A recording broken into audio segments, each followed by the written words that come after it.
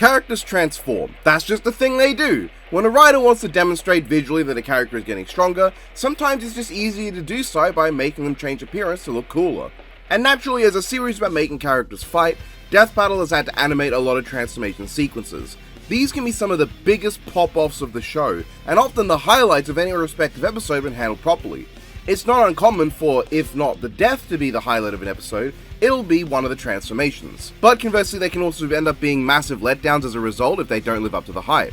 Today I want to rank all the transformations, and I mean specifically the sequences of the transformation. If I rank the transformations over how they performed overall across episodes, this list could be very different. But today I just want to rank how good the transformations themselves are, how impactful they feel, the context of the transformation if it feels warranted, and to a lesser degree any scenes that precede or succeed them if they're directly tied to the sequence itself beyond just now the guy's punching better. And I'm going to rank some of them. Okay, I have 3 rules I'm going to put in for this. So the title is not complete clickbait. The first is just no Dragon Ball. The reason is that the majority of this list would be made up of Dragon Ball transformations, or at least there'd be an inundation of them. And while I like Dragon Ball, I'd like to just not make the list all about that. Wait a minute though, I will address some of the transformations that I like from Dragon Ball episodes in their own little segment. Also, Kid Buu would probably be at the bottom of the list. The second is no Transformers. How the fuck am I supposed to rank here is Starscream briefly and quickly turning into a jet, and that's the whole bit. Transformers are a unique case where their entire bit is changing shape, and they're not entirely shapeshifters, so they don't change into enough different shapes for me to think they should be ranked. It'd just be like a whole segment of the video dedicated to every Transformers transformation that literally doesn't change anything. If we got, say, Optimus Prime transforming into Star Convoy during his episode, then that would be different. Okay, hold on. I wrote this script like before the Star Convoy reveal for Age of the Primes, and now like, fun. Also, I got a whole list of like transformations that don't really count, that I don't want to rank. I'm just gonna put them on screen, so yeah, okay. The third might go without saying, but I think it's important to bring up no summons. If a character summons someone or something else to fight for them, that's not a transformation. Now, there are some cases where like, fine, the Power Rangers summoning other things to then combine with them, that's okay. But not like random character summons a Susanoo. I guess rule 3.5 is like no transformations, they're just like a character destroys another character's armor. No, Samus didn't transform into Zero Suit Samus. Boba Fett just dropped a grenade at her boots and thus everything but her boots got blown up. I guess I'm also not counting suit ups from before the fight. Going from one suit to another is fine, just no suit into a suit. Now, before we get started, as I said, I'm going to talk about Dragon Ball. Feel free to skip this before we get to the ranking, but I'm going to go over a few of my favorite Dragon Ball transformations. To start, one of my favorites will always be Super Saiyan 4 in its first appearance. The original Goku vs Superman, while a bit too antagonistic in tone given the characters, is fairly light-hearted overall, but this transformation changes that. The skies go dark, the world seems to unravel, and shit gets real. It's a long build-up to the ultimate transformation, especially at the time this episode came out, and it successfully brings the hype. But that's not to say you need a long build-up to be hype. Goku's third battle with Superman showed off the value of less. Mastered Ultra Instinct is not built up to, there's no precedent, it just kind of happens. But that's what actually makes it so good. The casual and instantaneous nature of the transformation represents the form itself perfectly. It's not a big charge up, it's not built on effort and anger, it's effortless, thoughtless. It's the act of responding to what happens before it even happens, to know the opponent's move before they do. This perfectly represents the personality of the form. But on the topic of personality, it's hard to deny the personality shown with Goku Black's transformation into Rosé. Another spontaneous transformation, but after all the time Zamasu spent just trying to hit Eobard, the moment he gets his hands on him, he immediately goes for his strongest form, taunting his enemy and trying to kill him immediately. Landing solid blows that, once recovered from, lead Eobard to immediately abandon a direct fight and try to fuck with his opponent's timeline instead. It's a very quick transformation, but one that shows off a ton of personality and pragmatism, while also having a surprising amount of impact. But when it comes to impact, few can match what Trunks busted out in his episode. His transformation into God is entirely off-screen, but it sells its sheer power instantly. Trunks had just unleashed a full-on attack aided by 2 allies, and had it directly thrown back at him.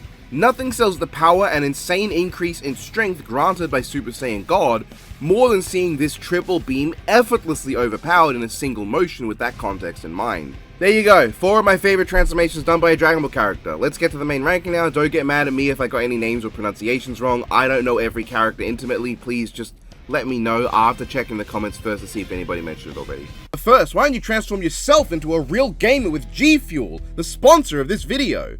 With your plant-based energy formula, this cheat code in a can, you can transform from Average Joe to Average Joe, who doubles as a gamer, potentially of the epic variety. I mean, just look at what happens when the Tony Stark decides to try one of the 50 delicious flavors available to you. I don't know, Lex. Touching grass can't be that hard. I mean, I just drank something lacking calories, carbohydrates, or sugars. I'm not touching grass. All this time, I've been drinking G Fuel. What? I'm drinking G Fuel. It's that drink? Are you drinking it responsibly? Well, it's got caffeine, Stark.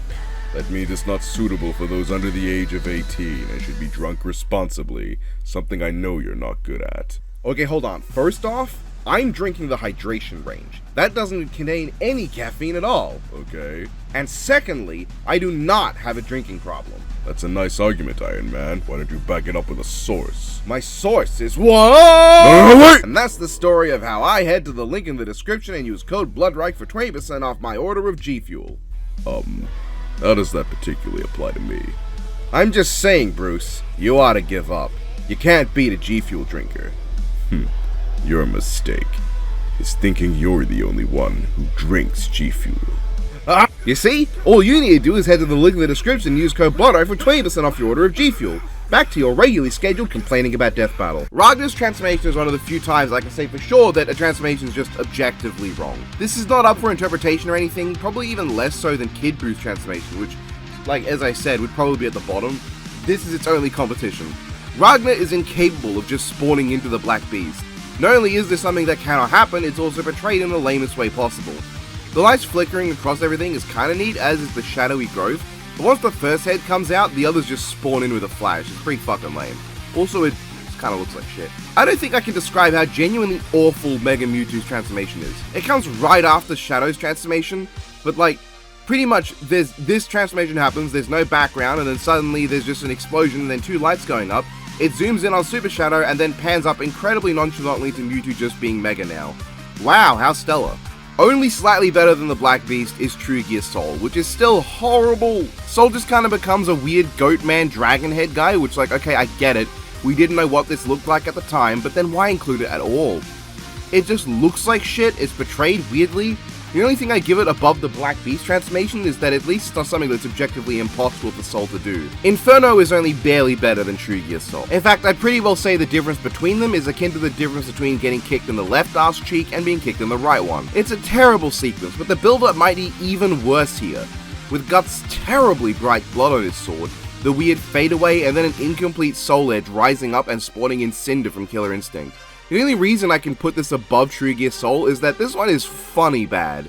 It's still bad though, like not even close to the right look. Inferno looks like a skeleton, the bottom line is Inferno is a skeleton, this is not.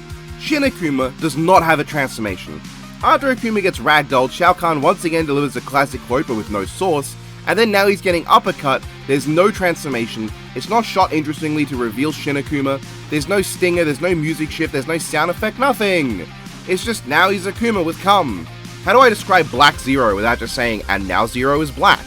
Zero just kinda teleports and transforms, then delivers a combo with sound design so bad that if you told me a deaf person edited this, I wouldn't believe you because they do a better job. But in custom footage of liquid colored green and suddenly he's big, or what can I say, it's lame as shit. What the hell was this first Ganon transformation?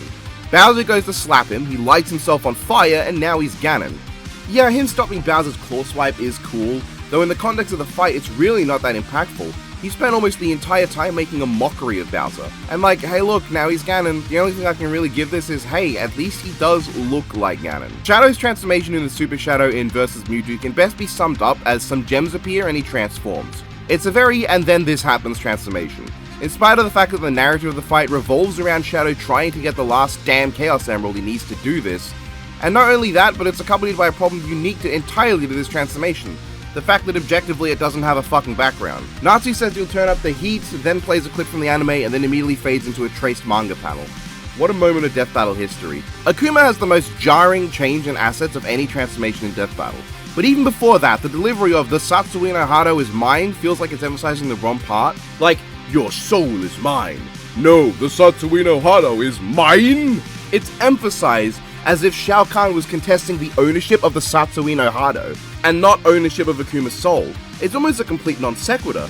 I guess the line is meant to be unrelated to Kahn's and just Akuma talking to himself, saying that the Satsui no Hado belongs to him in vain before the Hado completely possesses him, because that's what Oni is. It's what happens when Akuma loses control of the Hado and overtakes him, but that is not sold at all. I had to jump through hoops just to think that, and even now I think it's underwhelming. I think it was just that Akuma was meant to say, like, Shao Kahn's like, your soul is mine, and Akuma's like, no, the Satsui no Hado is mine. I guess? Then there's the obvious green screen effects, and on screen, Akuma changes between his high fidelity model from 5 to his much lower poly and dad bod looking model from 4 between frames, with no animation or effect whatsoever. And then we get this weird tracking shot of Oni's fist, a lackluster explosion, and then the actual reveal of Oni as Oni. And like, the eyes glowing in the dust is nice at least, but the line sounds like he's saying asses to asses, and the reveal of his low poly dad bod is really underwhelming. Super Shadow in his second episode may be the worst transformation of the Super Hogs, but Super Silver is the one with the absolute least sauce. Sorry Soul Dude, but I have to say this one kinda does count under my rules, but it's literally just Fulgur turns into a big robot and shoots what's left of Sector. It's not only low because of how nothing of a transformation it is, but also how it implies that the entire time Fulgur was holding back and could have effortlessly won immediately if he just done this. Naruto's tailed beast mode is so impossible to see and abruptly sudden that if you didn't notice it at all in the moment, that'd be completely expected. It just happens, and then we cut to Ichigo's reaction, and then look at that, there's a ton of punches, and finally we get to see the form, and it's gone. Natsu's Lightning Fire Dragon mode is accompanied with a great line and a great moment of strategy from the boy, but it loses a shit ton of points for the line being delivered over anime footage. That said, the transformation itself is directly connected to the impact of him finally landing a soul blow on Ace, so it gets points. If I included the death, it'd go higher, but The only reason that the Berserker armor from Versus Nightmare is getting up this high is because it has good sound design. And you know, at least it fucking looks like the guy and has a purpose. Two things I'd like transformations to have in my death battle. But the fact that it's so underemphasized, caused by Cinder changing the background into a Mugen super move, and it just kind of happens, it shoots it down massively compared to what comes later for Guts. Still, at least it, sounds good. Lee's opening of the 8th Gate of Death is so painfully underwhelming. It just sort of happens and, I'll give it points for him stopping his descent and flying back up before he ever touches the ground, but that's not enough to really sell this underwhelming line delivery and animation. Bowser kinda goes off screen and roars, and unlike most off-screen transformations, this one has literally no impact. Honestly, a lot of these ones are hard to rank. Like, what do I say about Jack the Ripper from Versus Excalibur? Raiden jumps off a building, says it's time to rip, and now here you go, he's Ripper. What a stunning moment. Though speaking of off-screen and no impact, here's Neo Metal Sonic making a bunch of cars high-five him in the face, and then there's an ugly shot of Zero, and now he's Metal Overlord. Barely any build-up, no impact with the reveal, no effects, nothing! Senjin Shippu literally has no animation for the transformation, but I understand with this one. It's not one that needs one, this transformation is only on the list out of obligation. Sadly, Korra's second cool moment that would have ranked decently is not actually a transformation into the Avatar. It's just Rava waking up and making the transformation she's already in stronger. The actual transformation is Korra saying, "Core blimey governor, ain't no benders around here," and then locking in like a Parasite gif. That's it. This is actually worse than its season 1 counterpart, just like Metal Overlord, because while this is faster than that one, this episode just kind of has it happen out of nowhere. The weather changing is cool but brief, and then when he's done, the sound design doesn't sell it, and he floats up with this weird gyrating sprite that looks a bit squashed. After ripping off another animation entirely, Mega Man stands there while Rush slams down from the heavens and they unceremoniously combine. A boring and interesting transformation that just kind of happens. I'm going to clump all of the Mega Man Battle Royale transformations here. Classic X and EXEs all are just kind of and then this happens transformations, but I'm giving them a bit more of a pass because I understand that, you know, this is a battle with 5 characters, time allocation is a lot tighter. I'll give credit that Golden Experience Requiem looks nice here, and the context of him using it in response to ice that nullifies Golden Experience is neat, but the thing is, that's never explained in the episode and I was super confused. It just kind of happens, but the fact that the reason it happens, ice being a weakness, is not even hinted at in the episode, does tank it a lot. Aizen going into this form has a cool line and decent effect, but it just kind of happens and he's immediately shown in a completely unflatteringly perfectly side-on angle that makes him look flat and dull. Evil Dark Meanie Poopy Head Raven's second appearance on Death Battle is super underwhelming, but I have to give credit because the Soul Self throughout this episode is gorgeously fluid, and that still applies here. But the transformation is essentially Phoenix crashes Raven into a building and then Raven is evil now because reasons. Hulk's second transformation into Worldbreaker is literally just a really lackluster line delivery that has no energy, brutality, or even loudness. Like, the guy says, "Oh, me strongest there is," to himself. All he does is get glowing eyes, and that's all. The energy ball goes whoop as if it has no mass, the planet explodes super fast as if it has no mass, and there's no sound to it all. It just kind of happens and has the impact of a wet fart. Hypersonic has a bit of build up with the emeralds briefly circling Sonic and the beam of light that blows the Mario clones away, but the actual transformation has minimal in the way of effects visually or audibly.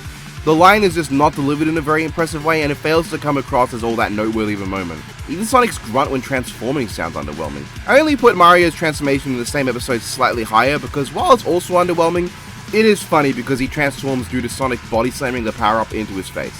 Jake Long's transformation is entirely needed for the episode, and I'm glad it's there, but it also just looks bad. Can't give many points, at least it's not meant to be a standout.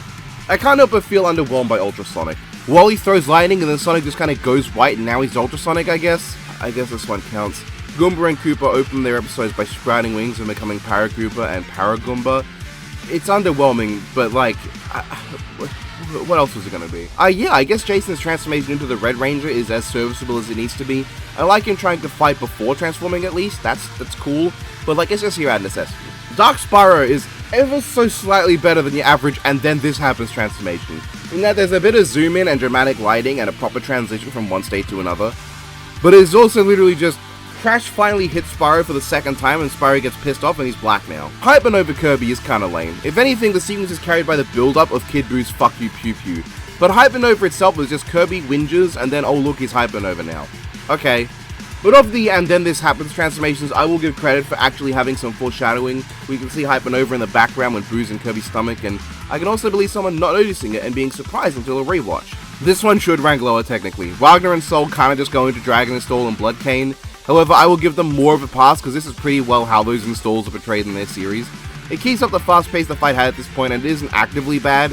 They just kind of happen, but not in a detrimental way. Absolute Zero is carried by the fact that Zero runs to the edge of a block of ice and jumps to give himself this, like, momentum into the sudden impact. Like it's acceptable, even if it's abrupt, because I do like Zero giving himself a running start to it. That's pretty cool, and you can feel the kinetic energy in the transformation. Aizen's last transformation is fine. It's kind of underwhelming, and it's just an explosion, and now he's this thing, but hey, it looks fine. Ung's transformation into the Avatar state is also fine. It looks good, the elements all coalescing around him is cool, but it's also a very and now this happens one, which feels like it takes a lot away from the impact of the moment. It's okay, but the music only kicks in when the whirlwind shows up and not when Aang shows up, so the transformation does suffer there. Lion-O's transformation into Lion-O is just kind of all it needs to be, like what else would you need? Metal Sonic grabs an emerald and then stays in one spot glowing green for a decent chunk of time, but stuff just happens around him. Look, it's kinda cool, the actual moment of transforming isn't bad, but the problem is that the transformation itself is a long sequence of him floating there glowing, while Base yaps and the Yellow Devil hits him with the Biffweed clutch. Compared to a lot of this is just what's necessary because it happens in the show transformations, I feel they put a lot more into this one. There's actual camera work, they have some effects, and they gave the guy an expression on his face, so they actually cared a bit more. Hilariously, this is the single most impactful moment in all of Beast vs. Goliath. Literally just Beast waiting for Goliath to wake up. Bits of him crack and split and finally explodes out with a roar. This is only this high because it is so impactful within the context of Beast vs. Goliath, and that's really funny. This might be weird here, but among all of the and then the character transform sequences, I would say this is also not a good one. I feel like this one should have been better. This is the main guy of one side of an army fight going into his ultimate form, and it's just kind of a thing that happens and then he dies. I will concede that it's not as much the transformation itself as fault as much as the overall setup of the final clash. Base transforming is just kind of completely futile with Metal Overlords on his way, but yeah. Supersonic for Archie is a form that has really cool animation in the background that gets it up here, but could have been higher if the prelude wasn't literally just, hey look, a Super Emerald spawned in from fuck knows where. Iron Fist skeletal form barely counts, but it is a very brief, cool moment with a good vocal delivery. It's not terrible. Prince Adam becoming He-Man, I can't give too many points. It's just a recreation of what he does in the show, but I like the transformation in the show, so okay. Batman going into the Hellbat is a very moment in terms of impact, but because it just kind of happens off screen. But this shot looks cool as fuck, so I'll give it something of a pass. Ichigo's hollow mask kind of just gets put on and he lets out a really good Getsuga Tensho, but it doesn't have much impact as a transformation on its own or really even in context. It's really easy to miss when it's followed directly by a sword beam. Ryugo's transformation sequence feels like an animatic. It doesn't have the same fluidity of a lot of sequences on Death Battle that go hand-drawn and feels kind of stiff. It's not bad, it just feels to a lower quality than what Death Battle normally does. It's fine, but it's just a lesser recreation of the Killer Kill sequence. Star Butterfly's transformation has some beautiful looking animation, but it's a bit stiff to me and also just kind of happens. It's not bad, but I just kind of say it's there. Greymon is also another one that's just directly doing a thing from the show, but it is a more elaborate sequence than some. I can't give it too many points. There's not even a transition between the fight itself and the sequence. Like, no flash or warp or anything, it just happens. That said, if I included the joke immediately after the Greymon transformation, it would rank a good deal higher. Well, Greymon's also fine. It's really just, again, I think like a sequence from Digimon recreated. But hey, it is the only appearance of Metal Greymon in the fight, but also that's counteracted by the sound design sucking. I really like the Mega Charizard sequence, but it has to go down quite a bit from the fact that it's pretty much just from Pokemon. It's just the Mega Charizard transformation from Pokemon Origins. It's a great sequence, but it's one of the transformations where, because I have prior knowledge, I know it's not original. It doesn't take the original transformation into a new direction or alter it to fit the context beyond Red not being in the water too. It's literally directly copied from Pokemon Origins, and that does tank it to me. Sexy Jutsu's not that good a transformation, but it is at least kind of amusing. Ryu kind of just goes, man, I should calm down, and then suddenly locks in.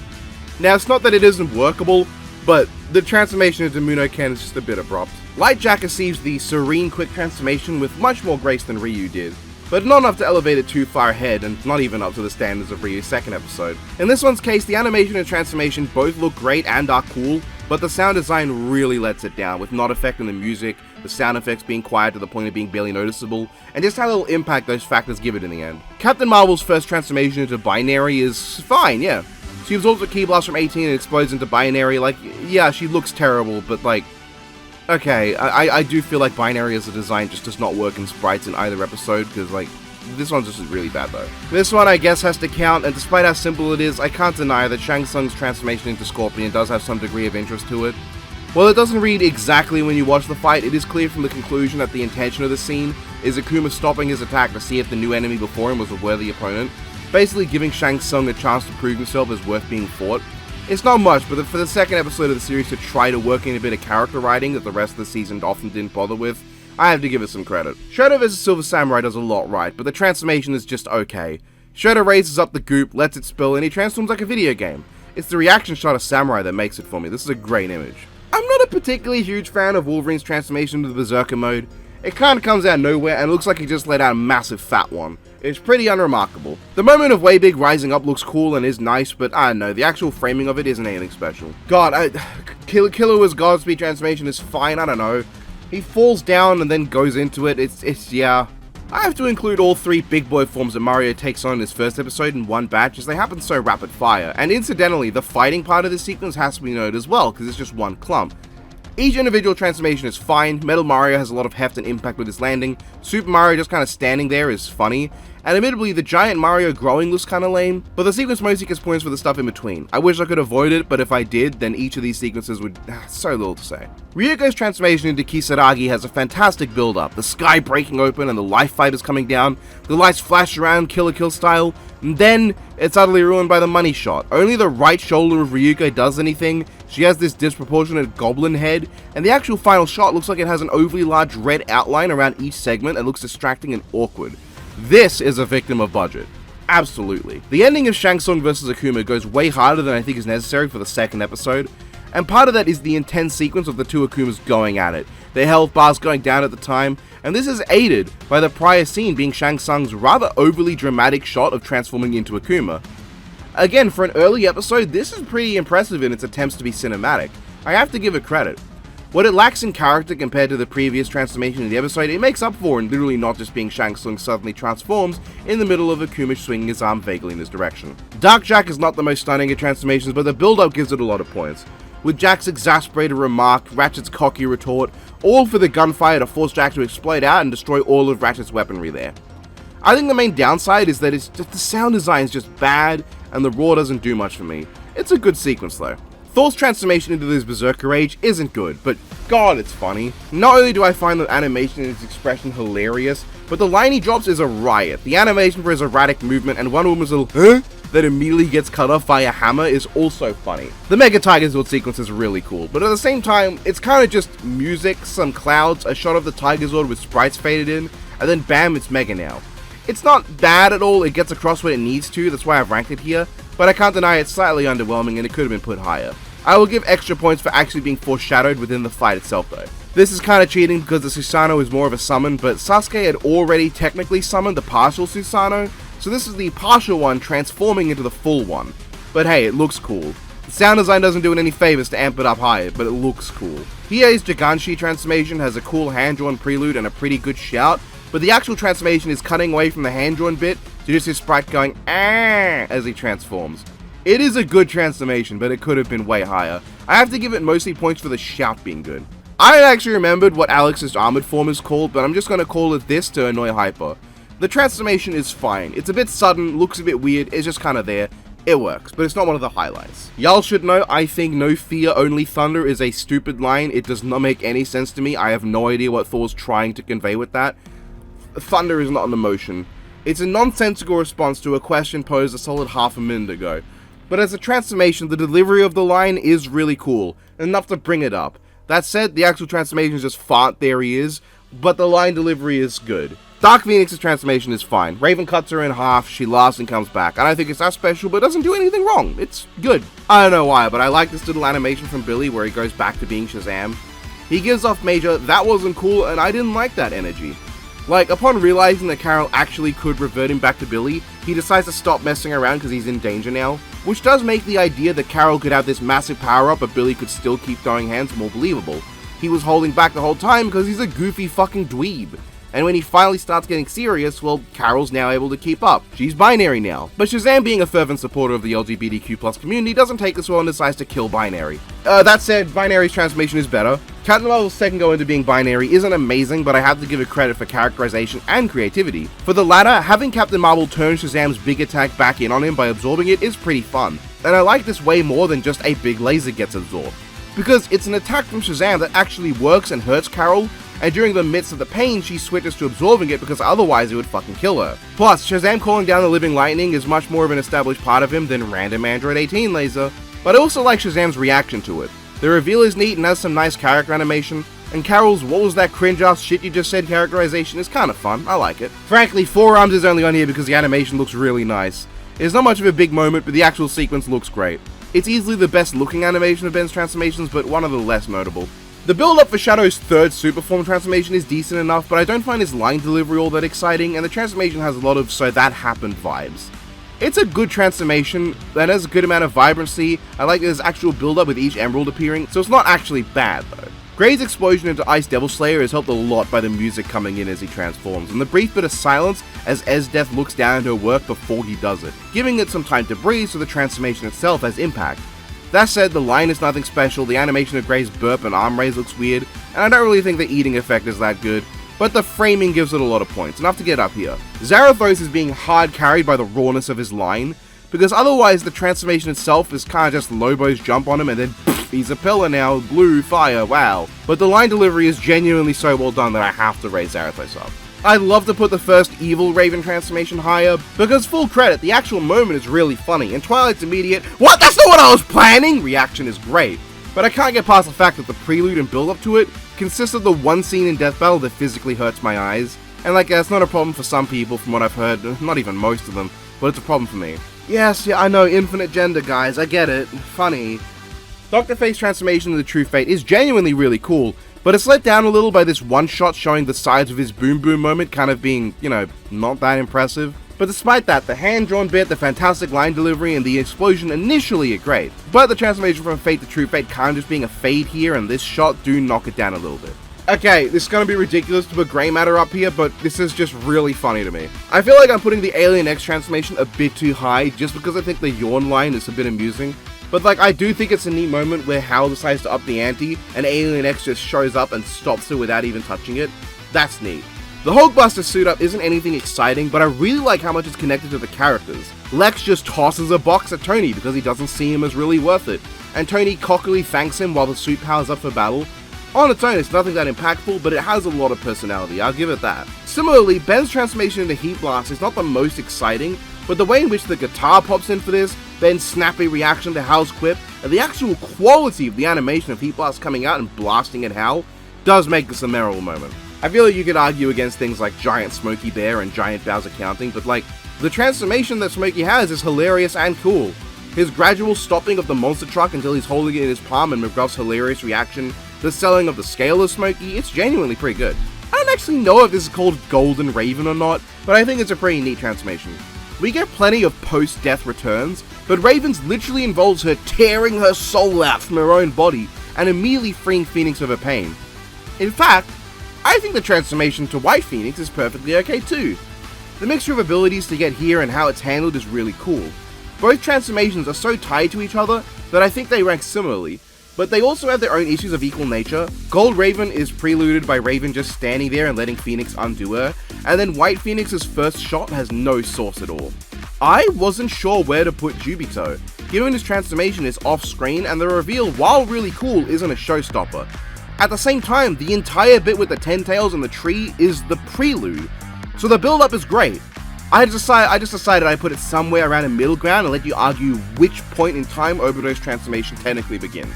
The Dragon Zord fighting mode transformation is cool. It's kind of just what happens in the show, but see, what differentiates this from like Charizard is that Charizard's is a direct recreation of an entire sequence that happened one time in the series, and the Dragon Zord is more so a recreation of stock footage used in every episode.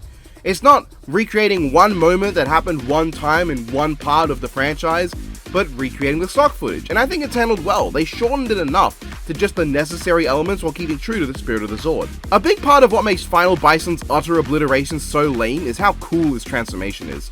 It's one of the ones where the actual transformation is off screen, and what we see is the character exploding out from somewhere, but it's so cool. Khan's brazen taunt, Bison's decree of his limitless power, the way the music explodes with a very prominent bell toll, as if to signify the Reaper himself has arrived to take Khan's life.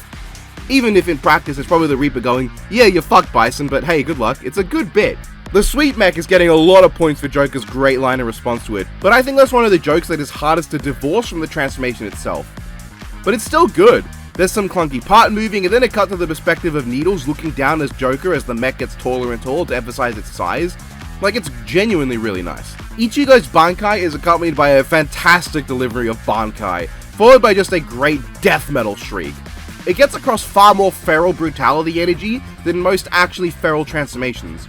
I can't ever feel the transformation having Ichigo's normal voice immediately after that is not a vibe, but the setup and delivery is great. The first of Shadow's transformation in the Super Shadow in this series is my favorite. It's greatly aided by what surrounds it. The sequence itself is the most emphasized it has ever been. The music swells as each emerald flies out one at a time, circling around Shadow and then absorbing into him with a big flash animation. This on its own would make for a pretty cool transformation, but it's aided greatly by the preceding bit of Vegeta transforming and taunting Shadow, and then the following bit of Vegeta's, I guess now iconic, what a ripoff line. This episode features the first two proper transformation sequences on Death Battle, and you could have far worse holding that title. Final Getsuga Tensho Ichigo might not have the great line delivery of Bankai, but the line he does get is great and full of personality. The transformation itself as his crippled body gets back up, fully recovered and blowing away the Kurama avatar just by existing near it is wild. Cole's Karmic Overload is hard carried by the music. Not to say it's bad, the shot of the lightning coming down through the entire structure behind him and blowing Alex is raw, as is him checking his wounds, seeing that his overload healed it already, and just getting ready to throw hands. But his line is great, the context is great, the shot of Alex looming over Cole is sick, and the music syncs up so well that it's honestly a little breathtaking. It's hard to divorce Muno Ken's transformation from the context of how lackluster the ending of Ryu vs Jin is, but the moment itself, especially the build-up of Jin just beating on evil Ryu until he stops moving and loses his anger, the blast to the face that nearly kills Ryu, until the sudden flash of color as Ryu's body slowly calms down and he awakens his power, it's what the original episode was trying to do, but so much better. Naruto's transformation into Kurama mode is incredibly quick, but it's hard carried by the momentum of it and what actually happens.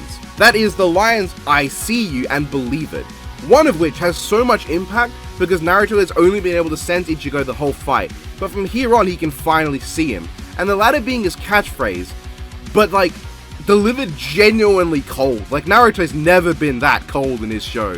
Both are carried by fantastic delivery. Dawn M. Bennett delivers those lines flawlessly, and they make this transformation excellent. Nightmare's transformation into Night Terror is kind of just Final Bison, but better. Right beforehand, Guts just fucking cleaves into Nightmare, and then almost immediately Night Terror explodes out, it looks cool, Guts is scared, it's a cool bit. Like, it does bother me that, like, it doesn't even resemble Night Terror, but like, look, let me have this, I love Soul Calibur, I need to pretend it got something good. Asta's uniting with or whatever you pronounce the book's name as. It's not really a big deal according to this episode, but it comes with a pretty funny line, a cool intro where he slices up a building and a good shout. It's pretty good, but Deku's 100% transformation is just a bit better in my opinion. The lightning evoking the vibes of Hiroaka. I don't like the line as much because it's kind of, I don't know, a lot of people find it charming or amusing, but to me it makes me feel like Deku's a fucking idiot. But like, it looks really cool, but okay, I'm gonna be honest, it's All Might showing up behind him. That is what's hard carrying here. I don't know what this fucking thing's called, but Martian Manhunter becomes a big fuck off dragon. Like, the abruptness of this one works so well to its advantage, because it feels like a pragmatic, instantly taking the advantage moment. Manhunter got the advantage and immediately pressed it. Surfa's perfect reaction that conveys shock, fear, and then believably vanishes when he needs to lock in. The claw tearing the planet in the background apart? Stunning. The thing with Devil May Cry transformations is how they're often characterized by the calmness and how casual the characters are when doing it. Virgil is annoyed by Sephiroth's bullshit and goes into this form to shut him up quicker. Not because he actually needs the power boost, but because he's fed up. And I really like that. I really like that for a series where the transformations tend to be really casual, Virgil's is casual in the sense that he doesn't need this power, he just wants bro to stop yapping. Now I can't deny it is a pretty simple transformation, but it makes an impression. How it immediately goes into throwing ridiculous attacks is great. Red Hood's venom usage is pretty underspoken, I think. It's a cool transformation. The sound effects and motions sell the unnatural muscular growth, even though they didn't have the budget to fully show that sort of body warping. The character moment beforehand with Jason's hint of not wanting to using it and genuine regret that he's going against the wishes of Bruce to do this, and afterwards one of Bucky's only lines, which both sells the impact of Jason's transformation and also Bucky's character, in that the best he has is still just, huh. It's a pretty good bit. Sonic's transformation in this first episode is an absolute highlight of the first season to me. From Sonic's vain attempts to swim out from underwater, the iconic drowning theme plays, the brief bit of his eyes flashing with the emeralds as he begins to drown, then the sudden explosion of him slamming Mario out of the water, preceded by Brawl's "Now I'll show you." It's a really solid transformation, and a great example of one that's done off screen. We don't actually see him transform on screen, but the impact is felt, because the emphasis that would have been given on the transformation was instead given to Supersonic blasting out of the ocean. It's heavily relying on the build-up of the drowning sequence, but the payoff and the impact on the moment is felt. The first Evil Ryu transformation is definitely carried by how it's portrayed as opposed to what actually happens. It kinda just looks like Ryu gets a bit mad in the fire, and then the fire goes away and now he's evil. But the way it's framed with Scorpion's relentless beatdown on Ryu, Ryu's warning that Scorpion isn't the only one yet to reach full power, and Scorpion's arrogant response and blast of fire, then the moment of surprise from Scorpion as Ryu nonchalantly warns him from within the fire that he's fucked. The way he's just unharmed to the point of the previous injuries inflicted just vanishing, my god. Devil Jin is a bit sudden with when it happens in the fight, but the actual transformation is great. Ryu doing what you could charitably call a taunt, the dust around everything and the light breaking and flashing as Jin gets up slowly and roars in anger. God, it's like the way he visually disturbs Ryu, and that's cool. It sells the dark nature of his transformation to a level even better than Evil Ryu's first. It's arguably the best transformation for a character's dark form. Few characters have ever had the feeling of sheer power that Metal Overlord had in his first episode. This was admittedly by design. He is getting a pass on the fact that I'm not counting the unnecessarily long sequence of Metal just glowing purple as the camera slowly zooms in, but rather just a segment of Metal jumping up and absorbing the Egg Fleet as characters from both sides panic. Eggman realizing he's fucked and Base's intuition identifying this as a big problem. Then after Base is shut down, we get this genuinely badass shot of Metal Overlord's head emerging from the light and revealing himself in all its glory. It's not much better than the Supersonic transformation, but I have to give it more points for really emphasizing it. And the reason that Devil Jin is only arguably the best evil transformation is because my favorite is Ryu's transformation into Evil Ryu in his second episode. It sells the darkness and impact even better than Jin. The music does a lot for it in that regard, but there's a lot to be said just for this shot of Ryu standing up as the evil energy works around him, Jin actively jumping back as if his instincts are just telling him to get away, that there's danger here. Ryu shouts even better than Jin's. It's such a good transformation, and the music is great too for it. Two things gave the Amogus reveal a lot of genuine quality to me. One is how the transformation itself is jaw-droppingly well animated, so fluid and good.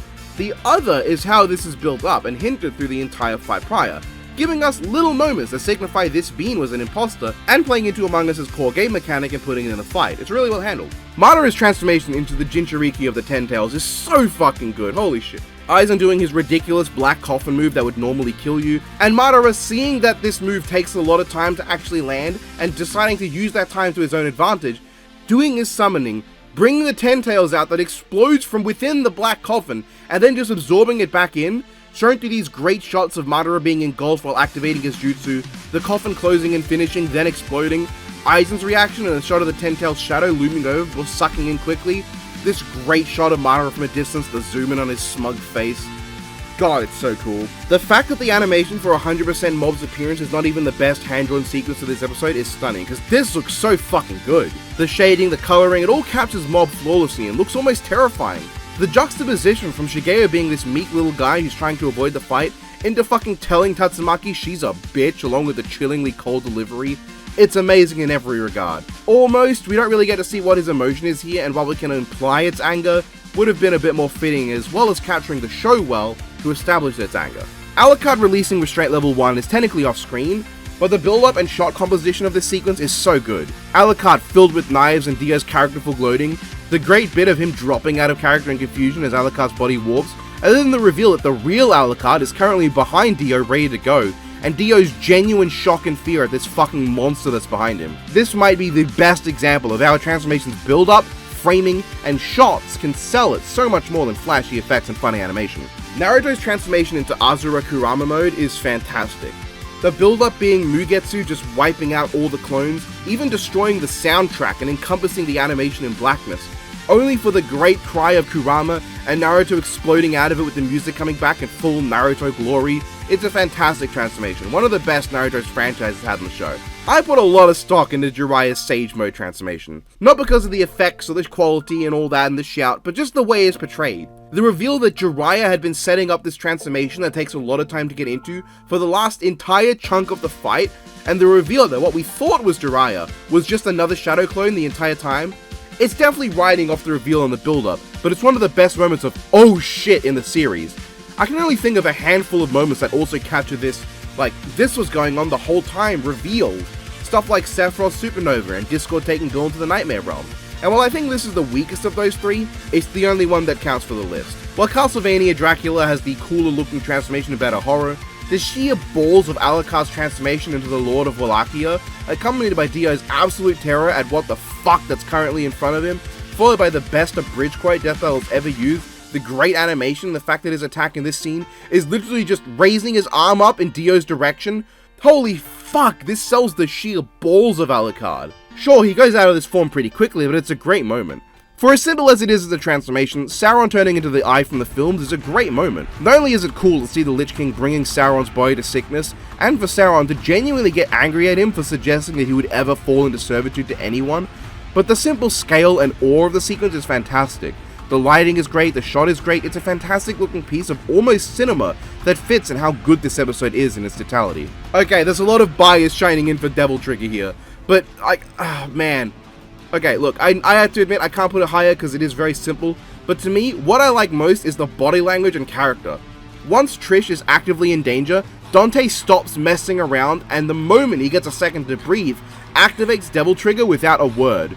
No quips, no jokes, nothing. Blank. All he feels is a need to get Bayonetta out of the fucking way so he can make sure his friend is safe. Which I admit is something I only really get as a huge Dante fan, but shut up in that. Link's transformation into the fierce deity from his previous state as actual corpse is fantastic. This shot sells the sheer impact of this form with less than no trouble. The glowing eyes, the purple fire, and while Cloud gives a nonchalant reaction, the moment Link gets up and looms over him, Cloud is physically taken aback. It perfectly sells both Cloud as a monster able to take on any foe, but also that Link is a foe that actually warrants Cloud's power. The shot of Link just towering over him invokes the same imagery of the average Ganon fight, where normally Link would be the one towered over by a monster, now he's the monster towering over someone else. It's a great moment, and given how out of nowhere it is after Cloud has already killed him, it's just sold perfectly. Raiden's first transformation into Ripper mode is haunting. The way in which Wolverine impales him and it goes all black, the music coming in, time slowing down, we hear every squelch and crunch as Wolverine's claws grind against the inside of Raiden's cyborg body, each bit of sound emphasizing the pain and agony that brings Jack out. His eye flashes red and Jack takes over entirely. It's awesome, everything I could want for this state of Raiden. The only thing letting Neo Metal Sonic down is that it doesn't have the same amount of personality as some of the ones coming up, Yeah, it's really funny and I like the crash out. As a Galvatron's revenge survivor, I respect that. Feel free to draw me as Metal Sonic in this scene, representing me going on a verbal rampage after watching that embarrassment of time wasting. But it's pretty much only up here because it has so much raw energy. The speed at which he loses it and goes in, the fucking just the Metal Overlord, not cooler, Metal Overlord line that they played was perfectly chosen. The Dutch angle and green glow, oh, it's so good. In what might be the single biggest glow up for a single transformation, not sure how it compares to Neo Metal, the second appearance of Guts' Berserker armor is the coolest fucking thing in the world. The build up with Guts getting mauled and then further injuring himself just to get some distance on his foe, the Black Beast getting into Guts' head while he's vulnerable, and the shared line with him and Dimitri that mixes those things that they said that one time. The way it's all framed, it's so good. The only problem I have is that the very robotic and stiff motion for Guts' arm breaking into shape doesn't give me Feral Monster vibes. I don't know, this doesn't make you feel Feral Monster, it feels like Weirdo trying to act quirky at the party. Mostly it's how he moves his arm after. He's so stiff overall in the body that it doesn't look like he's full of rage. And his actual roaring is kind of feeble. Guts takes up so little of the screen and his naturally dark color scheme in the armor makes his posture hard to discern. But, clearly that didn't tank the transformation much. Look how deep into the video you are. This is a testament to the value of characterization and framing, and how the thematic connections of a matchup matter most in terms of how they can be used to enhance the actual fight and story. Tetsuo's transformation into a monster is horrific. Magneto losing his temper and strangling Tetsuo with his own arm, and Tetsuo's explosion into grotesque body horror, leading to Magneto's honest shock at what he's seeing. The horrific beast with all its squelching and fluidity, it sells perfectly the disgusting and horrific form that Tetsuo has taken. The agonizing state of being that makes his begging for help all the more believable. Not to mention ego death kicks into a haunting chant as this happens. Oh, it's so good. Pink Mark's transformation is honestly kind of brilliant. Steven has spent this whole fight trying to avoid too much confrontation, taking care of what's around him and being kind, but Star just keeps pushing him and pushing him and pushing him. There's this great shot conveying the overbearing feeling that Steven has, and the giant glowing diamonds in the sky trigger his trauma, and it goes beyond what he can handle. The fantastic animation and voice acting sell Steven just breaking down when he goes pink, truly giving the impression of a good man who's lost his grip on things. This is extra sold by the unhinged little giggle after. I've never seen Steven Universe, but this is great shit. This is so stupid. Scubert's transformation into a cosmic deity is far from the most thematically rich, interesting, or well built up thing, but it strikes a perfect balance of being fucking hilarious, looking amazing, and going unnecessarily hard with Scubert's just size. The animation of him being portrayed as this deity Darkseid wishes he could be, the actual punch, it's really funny, man. That's why it's up here. Dracula's monster transformation is genuinely so cool. Ganondorf decapitating the guy and looking all smug as his head falls, and then the realization that Dracula's body hasn't moved and is twitching. The horror aspect of the episode is most well conveyed here. Originally, this whole thing ranked lower, but then I sort of clocked in that this actually has so much personality to it. The way in which Dracula could have immediately transformed, but chose to pretend to be dead just to fuck with Ganon, laughing in his face and waiting for him to look up to his body floating there, just in the most arrogant, taunting way possible, just to go, yeah, you did cut my head off. And the awe-inspiring shot of the landing and how he tells Gandalf to despair, because the moment he thought he killed Dracula, all he actually accomplished was pissing him off. So much personality. You know how Neo Metal Sonic was awesome but didn't have as much character as some of these? Well, Super Neo Metal Sonic is that, but with character, and even cooler. The impact of its appearance from the stellar build-up and the ridiculously hard animation of Bowser breaking through Sage's shield, but being stopped anyway by something, and the reveal of that as Super Neo Metal is so fucking cool. The line he drops, the fact that in context Neo was sent flying moments ago, and upon recovering went super and risked blocking an attack that he couldn't even be sure he'd survive, and the moment he sees, oh yeah, I got this, he goes ham. It's so good. This is the first thing Super Neo Metal does, and by far the coolest.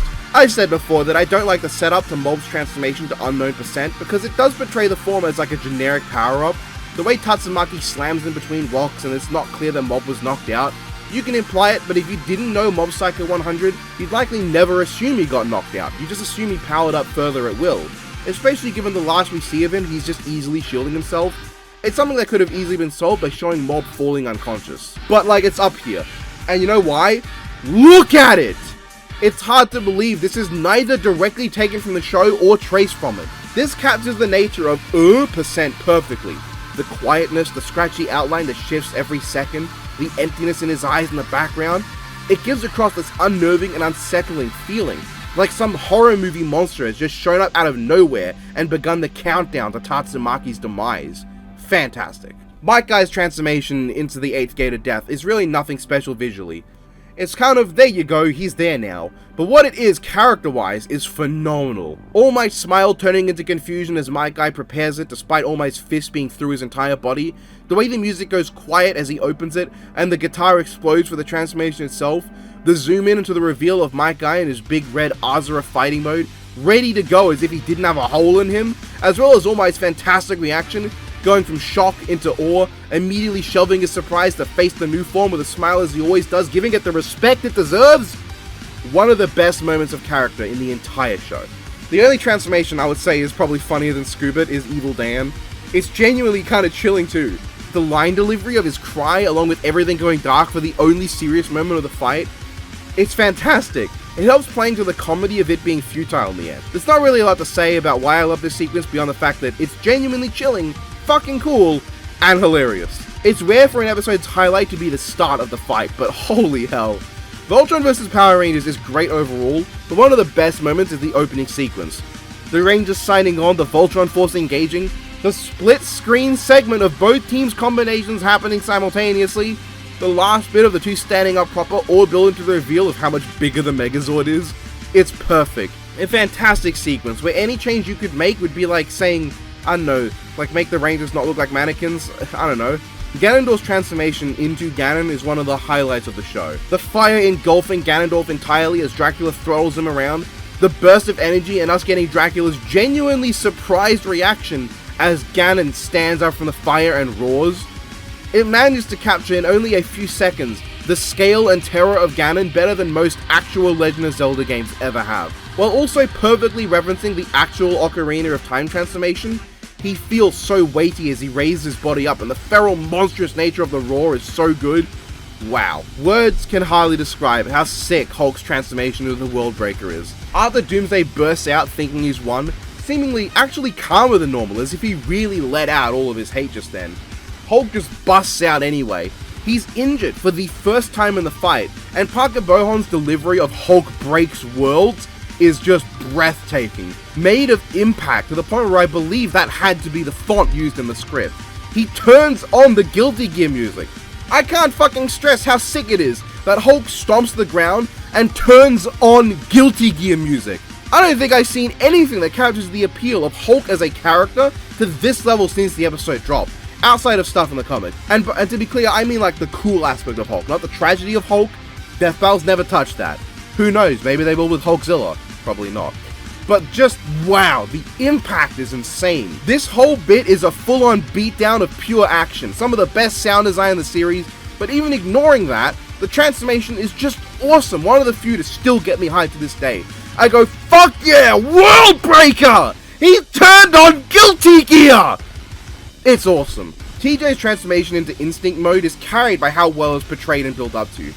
The final blow that brings TJ down in complete silence, shot like the final blow of a boxing film, TJ on his last legs and locking into Instinct mode for his last win, his cry of "I ain't done!"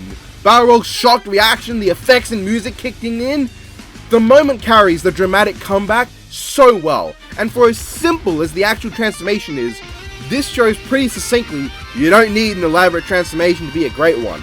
The portrayal, the shot composition, the framing, the build-up, the setup, this is phenomenal shit. Tony's transformation into the superior Iron Man suit is an all-time classic. The impact of Lex's attack and speech leading into all the white cum lines coming in from nowhere into the rubble.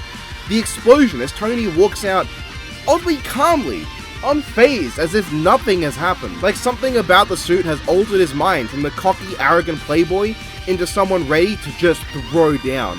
As if the reason Tony didn't use this suit at first is because it's just not fun.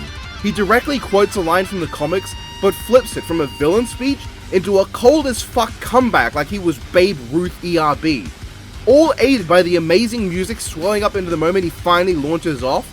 There's a reason this is one of the most beloved sequences in the entire history of Death Battle.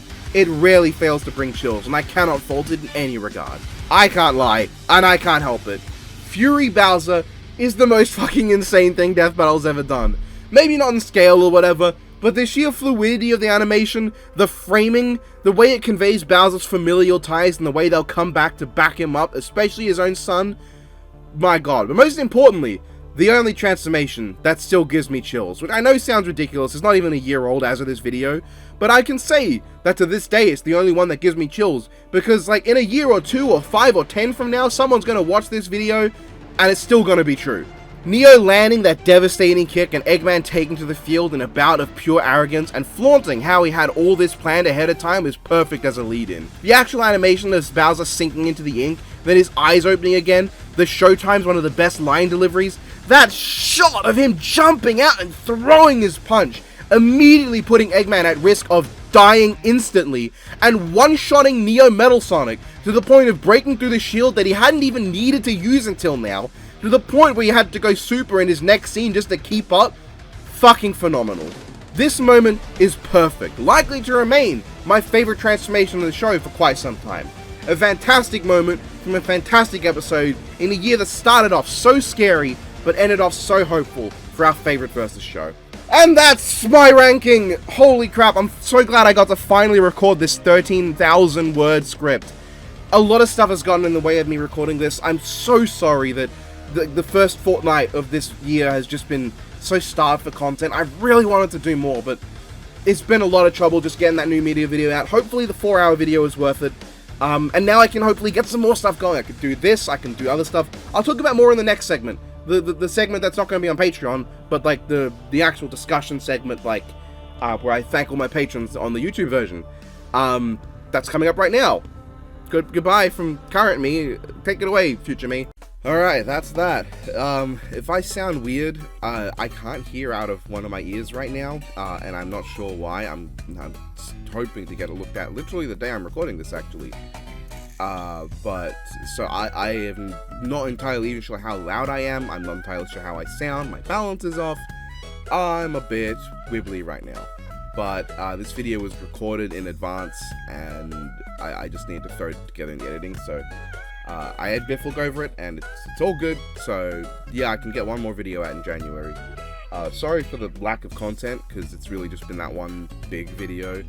If you want, I could do just a short update for the end of January, beginning of February on what I plan to do for the channel. Because this segment that was going to be in the 2024 New Media Video Part 2 just didn't record with sound. And so I had to just scrap it, and I'll include what was going to be there in the one for the supercut, so yeah. Yeah, thank you for all the people supporting me on Patreon. You will matter even more than normal this month, because I'm not going to get a lot of pay, I don't think, because, you know, my new media video is not exactly going to be the most viewed thing in the world. And, I mean, who knows how well this will do? Probably not super well, because Death Bell's not currently the talk of the town. But yeah, I hope you guys enjoyed. Tell me what you think below. I obviously don't expect anyone to agree with the whole list. There's so many different things that could be on the list that it's not going to be possible. I also realized during editing that I should have included Apocalypse turning giant, but like I forgot. If there's anything else I forgot, let me know. And yeah, like when it comes to Dragon Ball, I could do a video just on Dragon Ball transformations, but like I just didn't want to talk about the same sort of transformation over and over again. A lot of them are very similar. But, you know, I talked about my 4 favorites. There are some others that I do like. I do like, say, Super Saiyan Bardock. That was well done. That was pretty cool.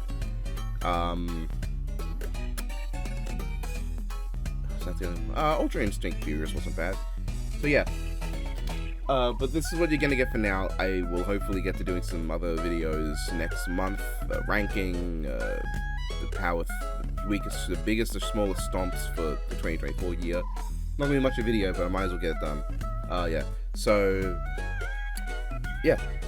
If you want to support me, you can do so on my Patreon, where you can get access to my Patreon Discord, get access to these videos early. This was up, I don't know how long early.